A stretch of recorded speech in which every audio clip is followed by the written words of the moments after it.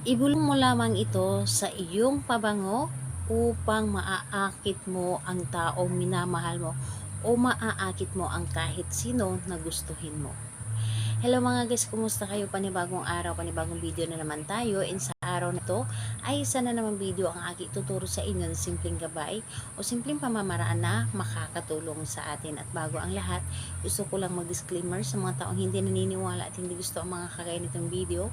Please skip this video and maghanap kayo ng videos na gustong gusto nyo dahil ang video na ito ay para lamang ito sa mga taong naniniwala and gusto mag-try. Sa lahat po ng mga nagko-comment dito sa aking video dito sa loob ng aking channel, mag-iingat sa lahat ng mga nagre-reply sa inyo, nagdinadala kayo sa kailang WhatsApp and Imo app upang makaiwas po tayo sa scam. Ngayon po ituturo ko sa inyo paano siya maaakit sa inyo. Paano niya or paano mo siya aakitin gamit lamang ang inyong pabango. Yung tipong naaamoy ka pa lamang ay sobrang yung parang kinakabahan siya or hindi niya alam yung gagawin niya kapag naaamoy ka niya. Naaamoy niya yung pabango mo. So, dito po is pwede mo itong gawin sa kahit kanino. So, higit sa lahat sa inyong partner. Mas maganda na sa inyong partner ninyo itong gagawin. So, ang kailangan lamang natin dito is kailangan natin dito ng inyong pabango. Pabango na paborito po ninyo and lagi ninyong ginagamit yung sa inyo po talaga na personal na gamit ay hindi po ito hinihiraman lamang or pwede ito na binigay ito sa inyo and ikaw na yung nagmamay-ari ngayon at hindi mo ito ipapagamit syempre sa ibang tao dahil para lamang ito sa inyo at niriritwalan mo ito. So, ayun po, ito lamang ang dapat nating ihanda is pabango nyo lamang kahit anong klaseng pabango basta ito ay pabango. So, kapag ready na yung pabango mo, kailangan mo lamang din i-claim sa inyong sarili. Kailangan na clear po ay inyong isipan, wala kayong iniisip na mga problema, walang gumugulo sa inyong isipan, and sobrang buo ang inyong loob, tiwala, paniniwala sa dapat ninyong gawin. So, ngayon kapag ready na yung sarili ninyo, pwede mo na itong umpisahan. So, ang gagawin mo lamang dito, yung pabango po ninyo is buksan nyo po ito.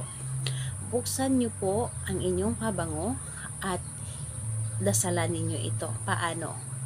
Dasalin ninyo ang isang Ama namin, isang Aba Ginoong Maria, at isang sumasampalataya. At kung hindi ninyo alam yung dasal na iyon, pwede po ninyong hanapin sa Google.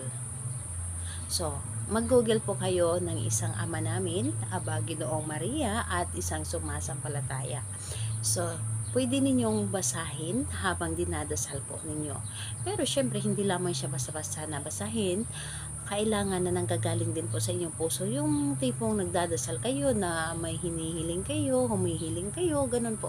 So, habang nakabukas yung inyong pabango at inuusal po ninyo dito ang Ama namin, Aba Ginoong Maria at sumasampalataya.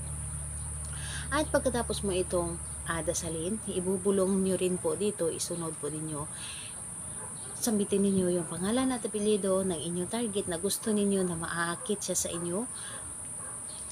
Sampitin po ninyo at isunod po ninyo ang mga salitang ikaw ay maaakit sa akin o kayo ay maaakit sa akin. Magiging magaan ang loob ninyo sa akin. Maaamoy nyo lamang ako, kakabahan kayo at hindi ninyo alam ang gagawin ninyo. Kumbaga lahat na sasabihin ninyo kung ano man ang gusto mong mangyari. Pero kailangan good intention po ito. So, ayun po. Yun ang inyong sasabihin. Kung ano man ang gusto ninyong sabihin o idagdag, basta ito ay good intention, sabihin ninyo dito lahat-lahat. At saka ninyo ihipan ng 3 ihip. At pagkatapos nun, ito ay inyong takpan. At kapag kayo ay aalis, saan man kayo pupunta, magpapabango kayo gamit ang pabango ninyo na inyong nire-ritualan. Kapag ikaw ay kanilang maaamoy, magiging maamo sila sa inyo, magiging maakit sila sa inyo.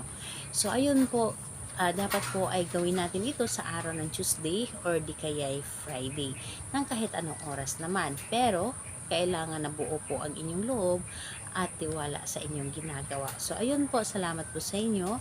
Bye-bye everyone. God bless us all.